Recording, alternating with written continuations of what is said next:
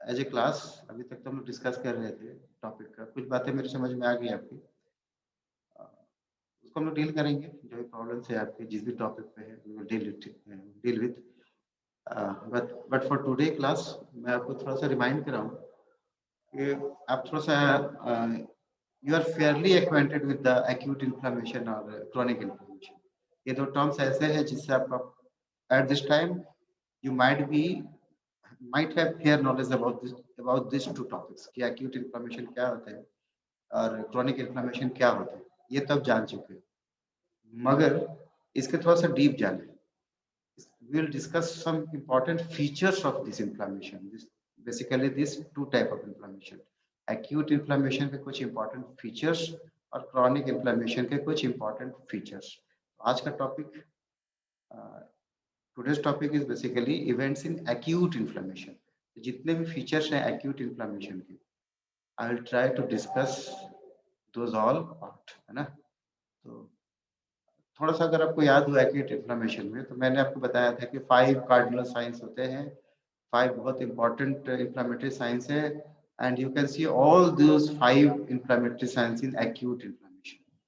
ठीक है, तो 5 साइंस का मैंने चर्चा किया था, ये भी बताया था इन ए वेरी शॉर्ट वे कि कैसे होता है, क्यों होता है। अगर रेडनेस हो रहा है तो व्हाई इट हैपेंस, अगर हीट हो जा रहा है इन्फ्लेम्ड एरिया तो व्हाई इट हैपेंस, अगर स्वेलिंग हो रहा है तो व्हाई इट हैपेंस, पेन हो रहा है तो व्हाई इट हैपेंस। इसका हमने छोटा छोटा मतलब 1-2 लाइन में ऐसे डिस्कस किया था आपके साथ। अब उस चीज का डिटेल स्टडी करने का टाइम आ कि आप कैसे कोरिलेट करेंगे कि रेडनेस हो रहा था तो क्यों हो रहा था, स्वेलिंग हो रहा था तो क्यों हो रहा था।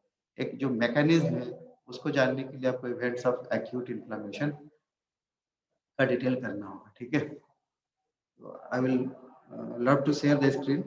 इससे पहले कुछ है आपके डाउट्स तो पूछिए, मैं शेयर स्क्रीन कर रहा हूँ, तब तक कुछ पूछना हो तो पूछ लो।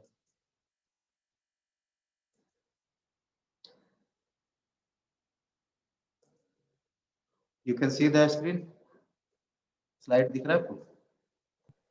Yes, sir. If you have no doubts, we should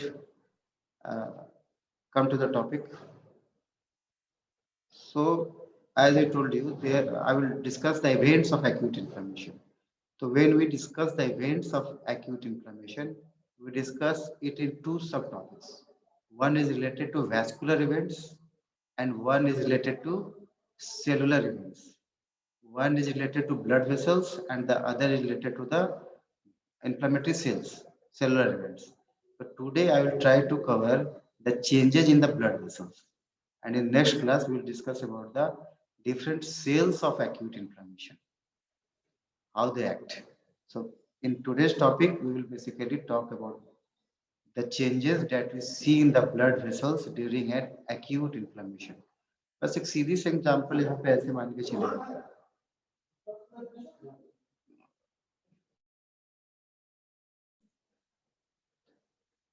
मैं आपसे ये कह रहा था कि एक सिंपल सा एग्जांपल आप एज्यूम कीजिए कि एक थॉर्न रोज थॉर्न आपके स्किन में पेनिट्रेट कर गया। ठीक है, नेचुरली एक्यूट इन्फ्लेमेटरी ही होगा, जस्ट एंट्री किया है, जो इरिटेंट है वो सीवियर है, आपको डैमेज कॉज कर रहा है, चीजें दिखने भी लगते हैं, रेडनेस, पेन वगैरह सारे कार्डिनल साइंस आप देखने भी लगते हैं। तो यहाँ पे जो दिख रहा है आपको, उसका एक अंडरगोइंग मैकेनिज्म है, वहाँ के जो सराउंडिंग ब्लड वेसल्स है उसमें कुछ चेंजेस होते चले जा रहे हैं। अब ये चेंजेस जो आ रहे हैं ब्लड वेसल्स में, ये 2 ही वजह से आ सकते हैं, आइदर बाय सम केमिकल्स और बाय सम न्यूरोजेनिक इफेक्ट। नर्व के अपने इफेक्ट हो सकते हैं जो वहाँ पे पेरिफेरल नर्व्स होंगे, या फिर जो केमिकल मीडिएटर्स रिलीज होते हैं। मैंने आपको पहले ही बताया जो केमिकल मीडिएटर्स ऑफ इन्फ्लेमेशन के बहुत इंपॉर्टेंट हो गए, अगर पढ़े नहीं है 2-3 क्लास के बाद ही आएगा। मगर जितने भी इवेंट्स होंगे, जितने भी रिस्पॉन्सेस होते हैं इन्फ्लेमेशन में, more than 90% that is mediated by some chemicals। उसी को हम लोग बोलते हैं केमिकल मीडिएटर्स ऑफ इन्फ्लेमेशन। उसके डिफरेंट नेम्स है, डिफरेंट फंक्शन है, डिफरेंट सोर्स है, वो हम लोग बातें करेंगे। But basically today will deal with the changes that undergo in the nearby blood vessels where there is some irritant or some stimuli or some injury has happened, है ना। तो उसके सराउंडिंग में क्या क्या चेंजेस होंगे उसको डिस्कस करें। As I was telling you, in the tissue during an acute inflammation, the whole changes can be broadly classified into two parts. One is the vascular change that is related to the blood vessels, and the other is the cellular events that is related with the cells, inflammatory cells. Okay. So in today's discussion, we will talk in detail about the vascular changes, vascular events, changes in the blood vessels. So first of all, historical background. It is also important from objective point of view. It was Julius Cohen. It was Julius Cohen who in year 1877 studied in detail the vascular changes during an acute inflammation. और इनके काम इतने अच्छे थे, इतने simple थे और इतने अच्छे और सॉलिड थे कि स्टिल इट इज एप्लीकेबल. इतने साल गुजर गए, 1877 में ये काम हुआ था, अभी आपका 2020 हो गया, मतलब इतने साल गुजर गए, उसके बाद भी इनका छोटा सा काम इतना सॉलिड था कि still it is applicable without any modification. जो उन्होंने सिंपल फैसिलिटीज के साथ, सिंपल माइक्रोस्कोप के साथ जो चीजें उन्होंने देखा किया, उसको इतना अच्छे तरीके से उन्होंने समराइज किया, बताया कि हम लोग आज तक उसको पढ़ते विदाउट एनी चेंज. इस ये मैं क्यों आपको इम्फेसिस दे रहा हूँ, मैं आपको इसलिए इम्फेसिस दे रहा हूँ कि हम लोग हमेशा कहते हैं कि ये इंस्ट्रूमेंट नहीं है, ये इंस्ट्रूमेंट नहीं है, इसलिए हम लोग ये नहीं कर पा रहे. काम करने वाले छोटे छोटे चीजों पे ही बड़े बड़े काम कर लेते हैं. ठीक है, ये जस्ट एक मोटिवेशन है. तो इनका एक्सपेरिमेंट क्या था, ही जस्ट डाइसेक्टेड ए फ्रॉग. एक फ्रॉग लिया उन्होंने, उसका मिड एब्डोमेन में डाइसेक्शन किया. एब्डोमेन को डाइसेक्ट करने के बाद पहले नेचुरली एनेस्थाइज किया होगा फ्रॉग को, उसके बाद ही डिसेक्शन होते हैं. तो डाइसेक्ट करने के बाद उनके जो विसरल ऑर्गन्स हैं उसको उन्होंने बाहर पुल आउट किया. इंटेस्टाइन आया होगा, स्टोमक आया होंगे, विसरल ऑर्गन्स आए होंगे और साथ में आया होगा मेजेंट्री. अब मेजेंट्री तो जानते हैं, तो मेजेंट्री को ऐसे भी देखोगे तो उसमें ब्लड वेसल्स चलते हैं. एक प्लेटफॉर्म है जिस पे ब्लड वेसल्स चल रहे होते हैं. ठीक है, इन्होंने क्या किया, उस फ्रॉग के मेजेंट्री को स्प्रेड कर दिया over the stage of the microscope. Microscope का जहाँ पे ऑब्जेक्टिव होता है उसको स्टेज बोलते हैं. ऑब्जेक्टिव के पास उन्होंने उसको स्प्रेड कर दिया और उस ब्लड वेसल्स में एक सिंपल माइल्ड टाइप का इरिटेंट डाला ताकि इन्फ्लेमेटरी प्रोसेस शुरू हो जाए. और इस माइल्ड इरिटेंट के लिए उन्होंने यूज किया था डाइल्यूट एसिटिक एसिड. तो आप जानते हो acetic acid itself mild acid nature का होता है, उसको और डाइल्यूट कर दीजिए तो और भी माइल्ड हो जाएगा. तो बहुत ही सिंपल नेचर का उन्होंने इरिटेंट प्रोड्यूस किया वहाँ पे. अब मेजेंट्री ब्लड वेसल्स होते हैं, जैसे ही आपने पुट किया एक इरिटेंट तो उसमें इन्फ्लेमेटरी चेंजेस शुरू हो जाएंगे. अब वो स्टेज पे उन्होंने उसको स्प्रेड कर ही रखा था मेजेंट्री को, उसके अंदर जितने चेंज हो रहे थे ब्लड वेसल्स का वो सिंपल देख रहे थे, सिंपल माइक्रोस्कोप से. आईपीस में आंख लगा दिया और उसको रीड करने लगे कि ब्लड वेसल्स में क्या क्या हो रहा है और उसको नोट करते चले. और उनका जितना नोट है वो बहुत ही सॉलिड है and it is still applicable. क्या देखा उन्होंने, तो सबसे पहले उन्होंने देखा उनके सारे काम को ग्रुप वाइज अप कर सकते हो. सबसे पहला चेंज हम लोग बातें करेंगे that is related with the diameter of the blood vessels, calibre of the blood vessels. Blood vessels के डायमीटर में, उसके कैलिबर में क्या चेंज है. एक ग्रुप ये हो सकता है, दूसरा ये हो सकता है कि change in the rate of flow. Blood vessels में ब्लड का जो फ्लो था उसमें किस तरह के चेंजेस है. ठीक है, एक हो गया कैलिबर से रिलेटेड, डायमीटर से रिलेटेड, दूसरा हो गया रेट ऑफ फ्लो, और तीसरा जो चेंज उन्होंने देखा कि change in the blood stream. Blood stream मतलब जो ब्लड के कंपोनेंट्स हैं उसका रीडिस्ट्रीब्यूशन होना. जैसे प्लाज्मा का और जो ब्लड सेल्स होते हैं, डब्ल्यूबीसी, आरबीसी, प्लेटलेट्स, एक एक खास तरह से फ्लो करते हैं, खास स्ट्रीम में फ्लो करते हैं. कौन पेरिफेरी पे होगा, कौन सेंटर पे होगा, वो फिक्स्ड है. लेकिन ड्यूरिंग ड्यूरिंग इन्फ्लेमेटरी साइन वहाँ पे रीडिस्ट्रीब्यूशन होता है. तो 3 सब ग्रुप्स में उन्होंने बांट दिया अपने चेंजेस को, बेसिकली 3 ग्रुप. उसके बाद एक्सुडेशन ऑफ प्लाज्मा है, इमिग्रेशन ऑफ ल्यूकोसाइट्स है, डायपेटिसिस ऑफ एरिथ्रोसाइट्स है, यानी आरबीसी. यानी 6 बेसिक पॉइंट्स हैं. ठीक है, एक बार मैं फिर से आपको बताऊं. सबसे लास्ट है आपका डायपेटिसिस ऑफ आरबीसी, यानी movement of RBC outside the blood vessels. एक है इमिग्रेशन ऑफ ल्यूकोसाइट्स, यानी डब्ल्यूबीसी का मूव करना outside the blood vessels. 4th number पे है आपका एक्सुडेशन ऑफ प्लाज्मा, यानी कि जो वाटरी पार्ट है ब्लड का उसका मूव करना आउटसाइड द ब्लड वेसल्स. तीसरा जो मैंने आपको बताया कि change in the stream of the blood components, plasma कहाँ फ्लो करेगा, ब्लड सेल्स कहाँ फ्लो करेंगे, उसमें चेंज देखा। और सेकेंड चेंज उन्होंने देखा था related to rate of flow, blood का जो फ्लो है उसका स्लो हुआ, स्पीड हुआ, क्या हुआ।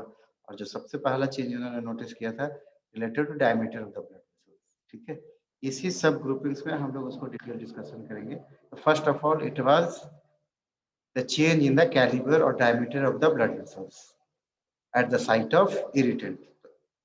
तब इमीडिएटली क्या होगा, when you put the dilute acetic acid over the mesentery of the frog or anywhere where there is some acute inflammatory process is going on, immediately you will see momentary vasoconstriction.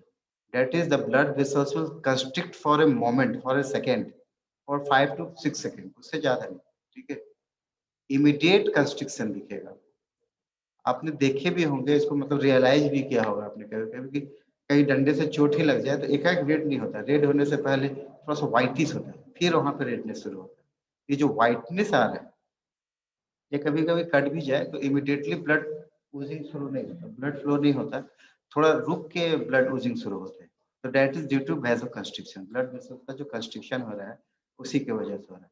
तो मैंने बताया बहुत momentary है, बहुत transient है, और ये जरूरी भी नहीं। ठीक है, किसी किसी केस में मोमेंट्री जो वैसो कंस्ट्रिक्शन हो रहा है नहीं भी हो सकता। ठीक है, तो ये मोमेंट्री कंस्ट्रिक्शन बहुत ज्यादा इंपॉर्टेंट नहीं है, मगर from examination point of view आपको इसको मेंशन करना चाहिए। मगर प्रैक्टिकल पॉइंट ऑफ व्यू ये कंस्ट्रिक्शन हो भी सकता है, नहीं भी हो सकता है, होंगे तो फॉर मैक्सिमम सेकेंड्स के होते हैं, 5 to 6 सेकेंड्स। और ये basically under the effect of some neurogenic effect है। इसमें केमिकल मीडिएटर्स का रोल कम है, ज्यादा रोल न्यूरोजेनिक का है। ठीक है, प्लस जो endothelial cells of blood vessels होते हैं उससे केमिकल रिलीज होता है एंडोथेलिन। एंडोथेलिन को आप पढ़ोगे नहीं, केमिकल मीडिएटर्स ऑफ इन्फ्लेमेशन में एंडोथेलिन टर्म नहीं आएगा, इसको यही सुनोगे। एंडोथेलियल सेल्स रिलीज करते हैं endothelin chemicals that can be responsible for vasoconstriction या न्यूरोजेनिक इफेक्ट हो सकता है। इन नटसेल मोमेंट्री वैसोकंस्ट्रिक्शन बहुत इंपॉर्टेंट नहीं है। उसके बाद का जो है second step vasodilatation. Immediately after constriction वहां के ब्लड वेसल्स डायलेट हो जाते हैं, और ये बहुत इंपॉर्टेंट है।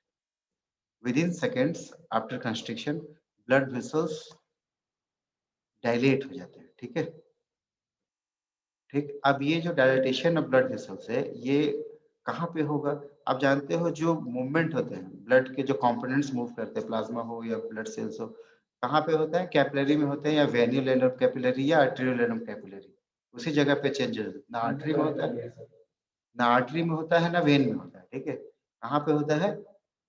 कैपिलरी के पास या नियर बाय कैपिलरी, मतलब कैपिलरी में या आर्टेरियल एंड ऑफ कैपिलरी या वेन्यूल एंड ऑफ कैपिलरी। तो नेचुरली यहाँ पे भी जो चेंजेस होंगे कहाँ पे होंगे? आर्टेरियोल्स में होंगे, कैपिलरी बेड्स में होंगे, वेन्यूल्स में होंगे।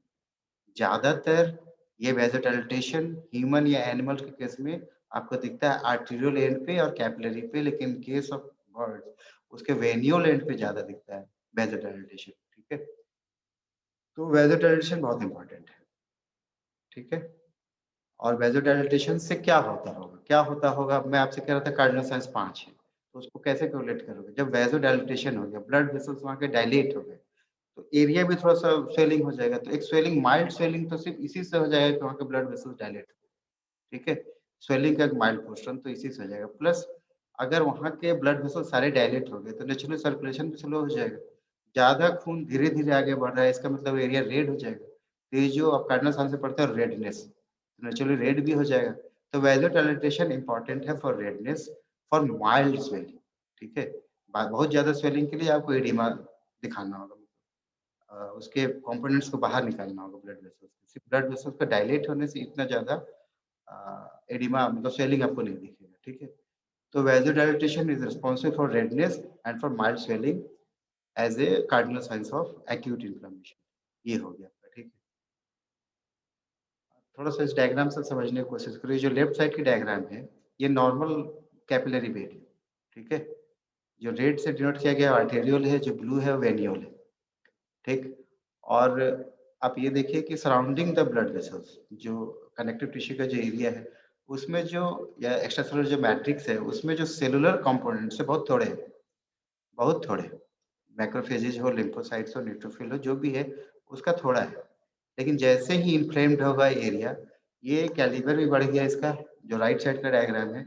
आप देख रहे हो आर्टेरियोल का डायलेटेशन हो गया, वेन्यूल का डायलेटेशन हो गया, कैपिलरी का भी डायलेटेशन हो गया। सिर्फ डायलेटेशन इस डायग्राम में नहीं दिख रहा है, आपको साथ-साथ दिख रहा है इमिग्रेशन में बहुत सारे ब्लड सेल्स बाहर दिखने लगे, इतना इधर नहीं था, ठीक है? बहुत सारे ब्लड सेल्स बाहर आ गए, न्यूट्रोफिल या अदर सेल्स बहुत सारे बाहर आ गए, ठीक है? अभी इसका हमने चर्चा नहीं किया, अभी सिर्फ डायलेटेशन की ही बात कर रहा हूँ मैं। तो आप देख सकते हो, प्लस एक चीज़ आपको मैं और बताऊँ, जो कैपिलरी बेड आप देख रहे हो ना, जैसे इस डायग्राम में 1 2 3 4 5 6 7 8 ऐसे दिख रहे हैं कैपिलरी। सारे कैपिलरी एक साथ काम नहीं कर रहे होते हैं। बॉडी में किसी भी जगह पे, खासकर पल्मोनरी जो कैपिलरीज़ होते हैं या दूसरे जगह पे भी होते हैं, सारे कैपिलरी आपके फंक्शनिंग नहीं होते हैं। लेकिन जब वैसोडाइलेटेशन हो जाता है, इंक्रीज़्ड ब्लड फ्लो हो जाता है, तो जो कैपिलरी बेड अभी तक वर्किंग नहीं था, वो भी खुल जाता है। उससे भी ब्लड फ्लो शुरू हो जाता है, ठीक है? इन सब का भी इम्प्लीमेंटेशन होगा, जो मैं बातें कह रहा हूँ उसको कैसे यूज़ करेंगे आने वाले स्लाइड में आप देखोगे, ठीक है? ये हिस्टोपैथोलॉजिकल व्यू है, जिसमें आप दिखा सकते हो डायमीटर, जो ये जो आपको दिख रहा है ना, इस डायमीटर में ब्लड वेसल्स का एनलार्जमेंट कैसे हो गया है, पुलिंग ऑफ ब्लड, इसलिए ये बहुत red, inflamed, dilated blood vessels है, ठीक है? नेक्स्ट है change in the rate of blood flow. अभी तक हम लोग बात कर रहे थे ब्लड वेसल्स के डायमीटर का, कैलिबर का। अब हम लोग ब्लड फ्लो की बातें करेंगे, ठीक है? मेरी आवाज़ क्लियर है ना आपको? हेलो? एक्चुअली होता ही है कि मैं लगातार बोलता जाऊँ, उधर से कोई रिस्पॉन्स नहीं आता। तो एक बार को लगता है कि दीवार से बातें कर रहे हैं। तो बीच-बीच में थोड़ा-सा आप हाँ सर। इंटरेक्शन करते रहो, किसी बहाने, कोई कहीं कुछ समझ नहीं आया हो, कोई टर्म्स ऐसे नया लग रहा हो, तो थोड़ा इंटरेक्ट करते रहिए बीच में, ठीक है? तो लगता भी है कि क्लास ले रहे हैं, नहीं तो ऐसा लगता है दीवारों से बातें कर रहे हैं। ठीक है? तो अभी तक क्लियर है ना आपको उधर का portion? Blood flow, calibre of blood vessels का क्लियर है? Yes, sir. चलो मैं आगे आता हूँ रेट ऑफ ब्लड फ्लो, ठीक है? तो मैं क्या कह रहा था, आफ्टर वैसोडाइलेटेशन इंक्रीज होगा ब्लड फ्लो का, सारे कैपिलरी ब्लड बेड खुल गए हमारे, सारे ब्लड वेसल्स डायलेट कर गए, ब्लड का जो फ्लो होगा वो भी इंक्रीज करेगा थोड़ी देर के लिए। जैसे एक एग्जांपल लो कि आप डेली मान लीजिए गार्डनिंग में वाटरिंग करते होंगे प्लांट से, कुछ बोलना है क्या किसी को? और किसी को ब्लड फ्लो डिक्रीज करेगा। बोलिए।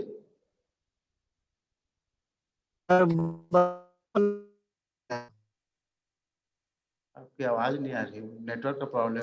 हाँ, मैं कह रहा था इंक्रीज ब्लड फ्लो होगा इमीडिएटली, मगर तुरंत ही स्लोइंग ऑफ सर्कुलेशन हो जाएगा। इस हद तक स्टैसिस भी हो सकता है।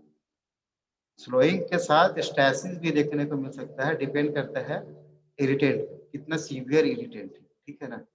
इसी का मैं आपको एग्जांपल दे रहा था कि जैसे आप गार्डनिंग करते हैं और वहाँ पे जब वाटरिंग करते हैं प्लांट्स का, तो रोज एक खास पाइप को अगर यूज कर रहे हो पानी डालने को, और अगर वाटर का जो फ्लो है आपका टैप से, उसको उतना ही रहने दीजिए। एक दिन क्या कीजिए कि अपना पाइप का डायमीटर थोड़ा बड़ा लगा दीजिए वहाँ, तब देखिएगा कि स्लो फ्लो होगा, पानी का फ्लो स्लो हो जाएगा, है ना? तो यहाँ पे ये तो फिर भी लाइव है, वो तो डेड में आप देख रहे हो। तो यहाँ पे और भी चेंजेस देखने को मिलेंगे जो ऐसे फिजिकली नहीं देखते। तो आपका कहना सही है, स्लोइंग होगा और एकदम होगा, स्लोइंग ही होंगे, ठीक है?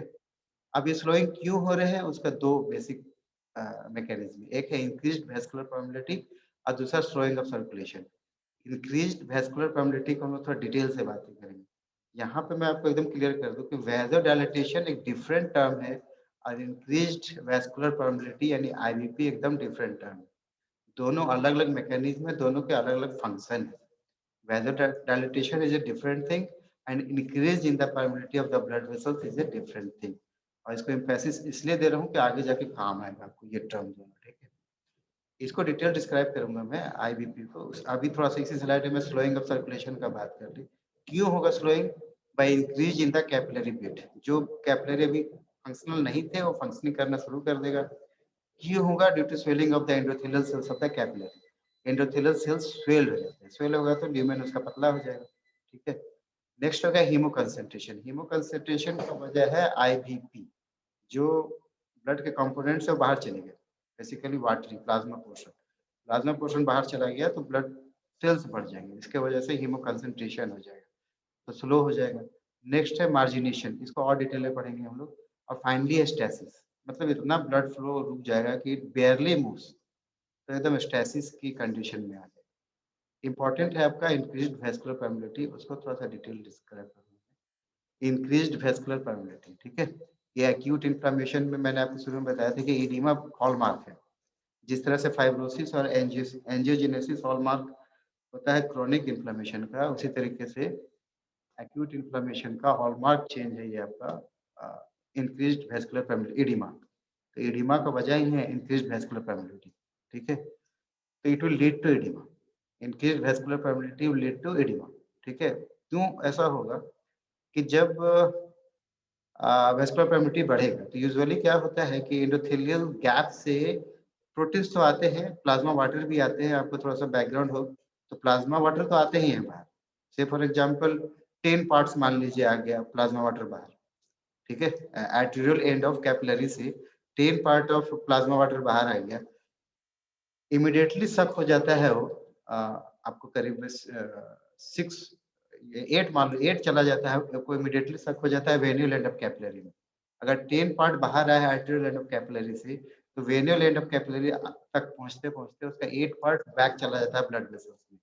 जो 2 पार्ट है वो फाइनली इंटरसेलुलर फ्लूइड की तरह रहता है और फिर वो ड्रेन हो जाता है लिम्फ वेसल्स में। इसको आप जानते होंगे, ठीक है। ऐसा इसलिए होता है कि बॉडी का नॉर्मल फिजियोलॉजिकल मैकेनिज्म में हाइड्रोस्टैटिक प्रेशर और ऑस्मोटिक प्रेशर एक बैलेंस बनाए हुए, लेकिन जब वेस्कुलर परमेबिलिटी बढ़ जाएगा तो क्या होगा कि प्लाज्मा वाटर के साथ साथ ज्यादा प्रोटीन बाहर आ जाएगा। ज्यादा प्रोटीन जब बाहर आ जाएगा, पर्टिकुलरली एल्बुमिन जो बहुत छोटा होता है साइज इसका, तो बाहर आ जाएगा, तो बाहर का एरिया में ऑस्मोटिक प्रेशर बढ़ जाएगा। अब जब बाहर का ऑस्मोटिक प्रेशर बढ़ जाएगा तो उसको वापस नहीं जाने जाएगा, उस फ्लूइड को जो 10 पार्ट से 8 पार्ट वापस जा रहा था वो नहीं जाएगा।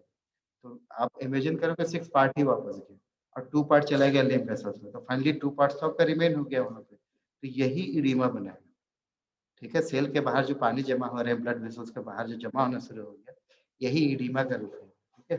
इसको थोड़ा सा और डिटेल देखते हैं। इस डायग्राम में ये नॉर्मल कहानी है। आर्टेरियल एंड आप जानते ही हैं, कैपिलरी भी जानते हो, वेनस एंड भी जानते हैं आप, ठीक है। क्यों बाहर आता है चीजें? Due to hydrostatic pressure. क्यों अंदर आता है चीजें? Due to osmotic pressure. Normal कहानी है। जो एक्स्ट्रा फ्लूइड है वो चला जाता है लिम्फ वेसल्स में। इस डायग्राम में यही दिख रहा है, ठीक है। आर्टेरियल एंड में due to hydrostatic pressure blood का फ्लूइड पार्ट बाहर गया है। वेन्यूल एंड में ड्यू टू ऑस्मोटिक प्रेशर अंदर आया है, ठीक है। सारे अंदर नहीं आते, कुछ पार्ट जो बाहर रह जाते हैं that will drain through the lymph vessels, ठीक है, और लिम्फ वेसल्स में फाइनली चला जाता है। अब इस डायग्राम में देखो, इस डायग्राम में भी उसी को थोड़ा स्टैटिक्स से समझाया गया है। हाइड्रोस्टेटिक प्रेशर क्या है? Due to blood pressure. Osmotic pressure क्या है? ड्यू टू प्रोटीन्स, ठीक है। इसको आप जानते होंगे। इसको थोड़ा पास करो।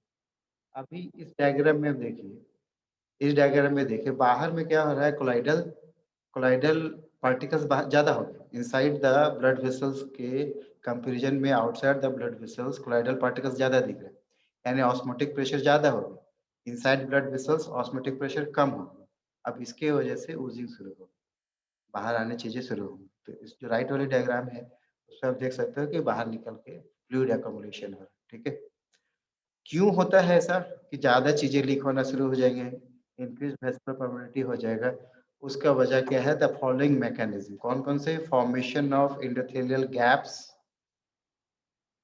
Endothelial cell retraction, direct endothelial injury, delayed prolonged leakage, leukocyte dependent endothelial injury, increased transcytosis, leakage from new blood vessels। ये सब नए नए टर्म्स हैं, यूजी लेवल में बहुत ज्यादा नहीं पढ़ना, लेकिन मैं आपको थोड़ा इसको समझा दूंगा। ये तो आप जानते हो कि कैपिलरी में सिर्फ एंडोथेलियल सेल्स होता है, कोई ऐसा इलास्टिक टिश्यू नहीं होता। वेन्यूल एंड बहुत पतला ही होता है उसका वाल, कैप आर्टेरियल एंड बहुत पतला होता है। यानी जो बैरियर है चीजों को बाहर जाने के लिए वो कौन सा है? Endothelial cells. ब्लड वेसल्स का एंडोथेलियल सेल्स ही मेन बैरियर है कि ब्लड के जो कंपोनेंट्स है उसको बाहर कितना कम जाने देना है, वो एंडोथेलियल सेल्स ही डिसाइड करता है। तो जो चेंजेस आपको लाने होंगे एंडोथेलियल सेल्स में लाने होंगे, ठीक है। एंडोथेलियल गैप नॉर्मली भी होते हैं। इस केस में जब आईबीपी होगा under the effect of certain chemical mediators, ये जो एंडोथेलियल गैप्स है वो बढ़ जाते हैं, ठीक है। मैं वेज़ोडाइलेटेशन की बातें कर रहा था, वहाँ पे भी केमिकल मीडिएटर्स का रोल है। इमीडिएट अगर करना है तो हिस्टामिन, सेरोटोनिन, अगर लंबा वेज़ोडाइलेटेशन हो रहा है तो फिर ये प्रोस्टाग्लैंडिन्स का रोल शुरू हो जाता है। इमीडिएटली आपको हिस्टामिन चाहिए होता है, सेरोटोनिन जैसी चीज़ें चाहिए होता है। यहाँ पे भी आपको ज़रूरत है केमिकल मीडिएटर्स ऑफ इन्फ्लेमेशन का, ठीक है? एंडोथेलियल गैप को बढ़ाना होगा। एंडोथेलियल सेल को रिट्रैक्ट करेगा, इससे भी एंडोथेलियल गैप बढ़ेंगे। इस डायग्राम को देखो थोड़ा ज़्यादा समझ में। ये जो है आपका इधर जो मैंने नाम लिखे हैं ना, उसी का थोड़ा-सा फोटोग्राफिक डिपिक्टेशन है ये। एंडोथेलियल गैप्स इसी को बोलते हैं, ये एंडोथेलियल सेल है। ये एक कैपिलरी है, ये इसका एंडोथेलियल सेल है, ये उसका न्यूक्लियस है, ठीक है? ये एंडोथेलियल गैप है, इस पोर्शन को बोलते हैं एंडोथेलियल गैप। अब इस सेल में और इस सेल में डिफरेंस देखिए, ये एक नॉर्मल एंडोथेलियल सेल है। इस सेल में देखिए, इस सेल में कॉन्ट्रैक्शन हो गया, रिट्रैक्शन हो गया, छोटा हो गया। अब छोटा होने की वजह से क्या होगा, ये गैप बढ़ जाएगा, है ना? जब गैप बढ़ेगा तो चीज़ें बाहर रूज करना शुरू हो जाएँगी। एक तो ये है, ठीक है? दूसरा ये है कुछ इंजरी हुआ है, due to some chemical mediator भी हो सकता है, कोई एजेंट भी हो सकता है जो इंजरी कॉज़ किया। इस इस एंडोथेलियल सेल्स में ही इंजरी कॉज़ कर दिया, उसको तोड़ दिया उसने। तो कुछ और स्पेसेस बन गया जहाँ से लीकेज होने लगेगी, ठीक है? एक इंजरी ये होता है जो ल्यूकोसाइट खुद क्रिएट करता है, इसमें एजेंट नहीं होते, कोई इंजूरियस एजेंट नहीं होते, इसमें ल्यूकोसाइट ही ऐसे केमिकल्स रिलीज करेगा जो इंजरी कॉज़ करेगा ब्लड वेसल्स में, कैपिलरी के वॉल का। तो उसकी वजह से भी ज़्यादा वैस्कुलर परमिटिविटी बढ़ जाता है, ठीक है? ये वाली जो डायग्राम है राइट साइड जो टॉप में है, वो जो मैंने इसमें लिखा हुआ है ना, ये ट्रांससाइटोसिस, ये है ट्रांससाइटोसिस, यानी movement through cytoplasm, endothelial cell के साइटोप्लाज्म में जैसे आप फैगोसाइटोसिस होता है ना, उसी तरीके से एंडोसाइटोसिस हो रहा है प्लाज्मा प्लाज्मा फ्लूइड का, और उसको एंडोसाइटोज करके बाहर रिलीज कर दे रहा है, इसी को बोलते हैं ट्रांससाइटोसिस। इसमें गैप अब नहीं बढ़ते, गैप नॉर्मल ही है, कहीं पे गैप नहीं दिख रहा आपको। आपको यहाँ पे देखिए, यहाँ पे दिख रहा है इस तरह के जो वैक्यूल्स बने हुए हैं, उसको एंडोसाइटोज करके बाहर रिलीज कर रहा है, इसी को बोलते हैं ट्रांससाइटोसिस। और ये जो लास्ट डायग्राम है, is a formation of new blood vessels. आप देखिए डिवीजन होने लगा न्यूक्लियाई ऑफ एंडोथेलियल सेल्स का, है ना? नए सेल डिवाइड करेंगे, नया ब्लड वेसल्स फॉर्मेशन होगा। तो ड्यूरिंग फॉर्म ज़्यादा ब्लड वेसल्स तो ज़्यादा लीकेज, एक ब्लड वेसल से थोड़ा लीकेज तो ज़्यादा से ज़्यादा लीकेज। तो इस तरह से ज़्यादा इंक्रीज्ड वैस्कुलर परमिटिविटी देखने को मिलता है। और कैसे जाने होगा कि इस एरिया में वैस्कुलर परमिटिविटी बढ़ा है, उसका 2 तरीके हैं। ये यूजी लेवल में इतना इंपॉर्टेंट नहीं है, इसलिए मैंने बहुत थोड़ा ही रखा है। एक होता है डाई टेक्निक, एक होता है कोलाइडल कार्बन टेक्निक।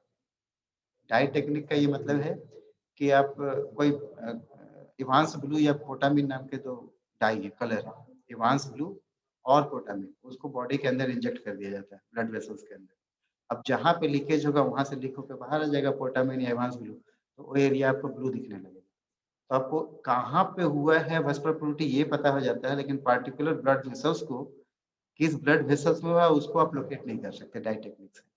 तो अगर पार्टिकुलर ब्लड वेसल्स को लोकेट करना है तो कोलॉइडल कार्बन टेक्निक यूज करना होगा, जहाँ पे कार्बन को इंजेक्ट करते हैं और ये जहाँ पे लीकेज होता है उसके सराउंडिंग पिगमेंटिंग हो जाता है, जम जाते हैं, तो पता हो जाता है कि इस ब्लड वेसल्स में लीकेज है, ठीक है? तो डाई टेक्निक एरिया बताता है, colloidal carbon technique particular blood vessels को बताता है जिसमें आईवीपी हुआ है। इसका डिटेल आपको नहीं चाहिए। 2 मिनट रह गया है, फिर जुड़ेंगे आप, ऑटो कट हो जाएगा, ठीक है? नेक्स्ट है changes in the blood stream. Normally क्या होता है ब्लड फ्लो में, नॉर्मल जो ब्लड फ्लो है एक लिविंग इंडिविजुअल में, उसमें जो उसका जो ब्लड फ्लो का जो स्ट्रीम है उसको 2 पार्ट में डिवाइड कर दीजिए। एक पेरिफेरल स्ट्रीम बना दीजिए, एक बिल्कुल सेंटर वाला है जिसको एक्सियल स्ट्रीम बोलते हैं। तो नॉर्मल कंडीशन में बीच में एक्सियल स्ट्रीम में प्लाज्मा सेल्स फ्लो करते हैं, ठीक है? और बाहर वाला जो पेरिफेरल स्ट्रीम होता है उसमें प्लाज्मा फ्लो करता है। पेरिफेरल स्ट्रीम में प्लाज्मा और एक्सियल या सेंट्रल स्ट्रीम में ब्लड सेल्स फ्लो करते हैं। ये नॉर्मल फिजियोलॉजी है। लेकिन ड्यूरिंग इन्फ्लेमेटरी प्रोसेस जो ब्लड फ्लोइंग हुआ है, जो ब्लड फ्लो का जो स्लोइंग हुआ है, तो ये जो डिस्ट्रीब्यूशन है कंपोनेंट्स ऑफ ब्लड का, वो रीडिस्ट्रीब्यूशन हो जाता है। यानी कि जो सेल्स बीच से जाना चाहिए था वो अब गिरने लगते हैं, गिर के आ जाते हैं एक्सियल स्ट्रीम में, पेरिफेरी में, ठीक है? अब एक फ्लो के साथ कोई चीज गिरेगा, गिर तो गया, आप एंडोथेलियल सेल्स पे आ तो गया, लेकिन लुढ़कता हुआ बहुत दूर निकल जाएगा, ठीक है? तो उसका आना को हम लोग बोलते हैं मार्जिनेशन, यानी कि cell in contact with the endothelial cells RBC WBC in contact with the endothelial cells उसको बोलते हैं मार्जिनेशन। और वो एक फोर्स के साथ आया था इसलिए बहुत दूर तक टम्बलिंग हो जाता है उसका, उसको बोलते हैं रोलिंग। और जब वो रुकेगा तो एंडोथेलियल सेल से एडहेयर हो जाएगा, चिपक जाएगा। उसमें बहुत सारे एडिशन मॉलिक्यूल्स के हैं रोल, यूजी में इतना नहीं पढ़ना आपको, लेकिन एडहेयर हो जाएगा। और एक बार जब एडहेयर हो जाएगा उस ब्लड वेसल्स को आप देखेंगे तो आपको पेगमेंटिंग अपीयरेंस है, ठीक है, मतलब एक दूसरे से जुड़ा हुआ है, खड़ा है दूसरे के साथ, उसी को हम लोग बोलते हैं पेगमेंटिंग। तो change in the blood stream का ये मतलब हुआ कि एक्सियल स्ट्रीम जिसमें ब्लड सेल्स चलना चाहिए था वहां से ब्लड सेल्स निकल के पेरिफेरल स्ट्रीम में आ गया, उसका मार्जिनेशन होगा, रोलिंग होगा, एडेशन होगा, पेगमेंटिंग होगा। कटने को है, ठीक है, कट ही जाएगा, कुछ सेकंड्स का है, फिर जुड़ेंगे हम लोग। 2-3 स्लाइड रह गए, तब तक आप कुछ क्वेश्चन सोच लीजिए, कुछ पूछना हो तो पूछ लीजिएगा, है ना, अभी ज्वाइन कीजिए, एक बार रिवाइज करो। मीन टाइम कहीं कुछ समझ में नहीं आया हो तो उसको हम डिस्कस कर लेंगे, ठीक है। और जो लास्ट क्लास में जो पढ़ा रहा था उसके भी 2-3